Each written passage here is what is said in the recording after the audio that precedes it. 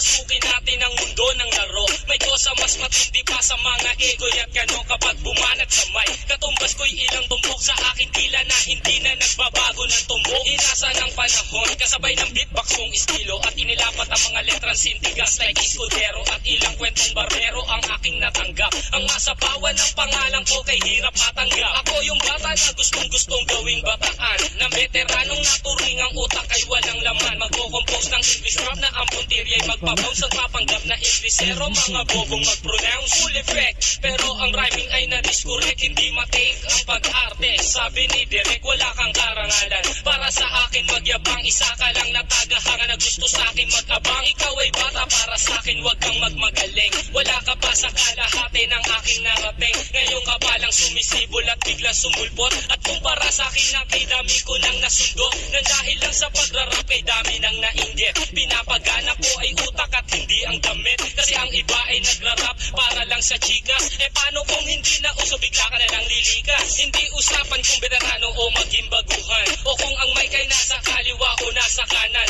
Ang importante para sa akin ay maging malaya. Hindi yung tipong champion ka nang dahil lang sa daya. Hindi ka dapat mag-angas o umasta na sikat. Alam ko, alam mo rin na alam din ang lahat. Ika'y nagbibingi-bingihan at nagpapakadisente, na sa tuwing ito ay tabi na papanggap kang inosente. Ang aking flow napakasimple pero di na uutal. Ang mga rhymes buong buo pero malayong magbutal. Ipinamalas na ang husay sa mga klase ng duelo. Kung ikaw ang makakalaban, di ko kailangan pang bumelo. Di naging basihan sa dami ng iyong alalay ang pagiging magaling. Wala sa estado ng buhay, laki man sa tundo, walang sapat na pera.